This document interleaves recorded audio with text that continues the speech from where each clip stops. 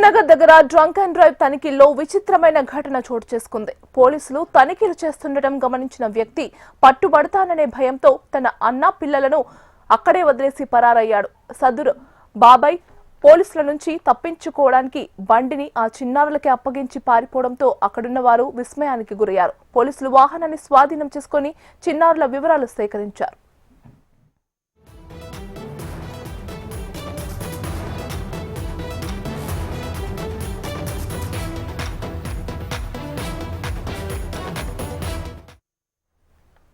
Film Nagar దగ్గర drunk and drive తనిఖీలో విచిత్రమైన ఘటన చోటు చేసుకుంది. పోలీసులు తనిఖీలు చేస్తుండడం గమనించిన వ్యక్తి పట్టుబడతాననే భయంతో తన అన్న పిల్లలను అక్కడే వదిలేసి పరారయ్యాడు.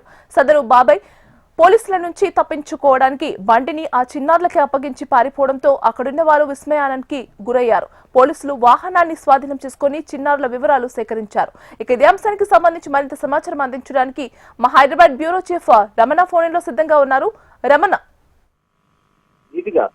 న్యూ ఇయర్ సందర్భంగా ఏదైతే నిన్న డ్రంక్ అండ్ డ్రైవ్ నిర్వహించారో ఈ డ్రంక్ అండ్ డ్రైవ్ సందర్భంగా మనకు నగరంలో చాలా చోట్ల మందుబాబులు వింతగా విచిత్రంగా ప్రవర్తించిన దృశ్యాలు మనం చూస్తూనే ఉన్నాం. అయితే ఇదొక విచిత్రమైన ఘటన చెప్పాలి. ఎందుకంటే తను మందు అంటే డ్రంక్ చేసినట్టుగా తెలియకుండా అంటే డ్రంక్ అండ్ డ్రైవ్ పట్టుబడకుండా తను బైక్ మీద వస్తున్న తన అన్నయ్య పిల్లలు ఎవరైతే ఉంటారో ఆ పిల్లలతో చిన్నారులతో వస్తున్నారు. ఆ సమయంలో అక్కడ ట్రాఫిక్ పోలీసులు చూసినటువంటి మందుబాబు అక్కడే బైక్ వదిలి ఆ పిల్లలతో సహా బైక్ వదిలి తన కంచి పారిపోయాడు.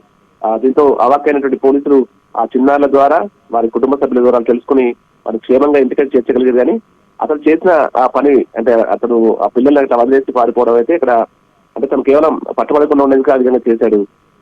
ఇది దీంతో పాటు చాలా చోట్ల నగర వ్యాప్తంగా కూడా మందుబాబులు విచిత్రంగా ప్రవర్తించారు. కొంతమంది అయితే పోలీసులు తమను అడ్డుకుంటున్నారంటూ రోడ్డుపై అడ్డంగా పడుకుని కొంత హంగామా చేస్తుంటే మరికొంతమంది పోలీసులతో వాగ్వాదం దిగిన దృశ్యం మనం చూస్తాం. అయితే ఇది ఆ చిన్నారులు మాత్రం తను వదిలేసి బైక్ తో సహా అక్కడే వదిలేసి తను పారిపోయాడు. వెంటనే ఆ చిన్నారుల ద్వారా కుటుంబ సభ్యుల వివరాలు తెలుసుకుని మొత్తగా సేఫ్ గా ఆ పిల్లల్ని అయితే వారి ఇంట్లో దించారు.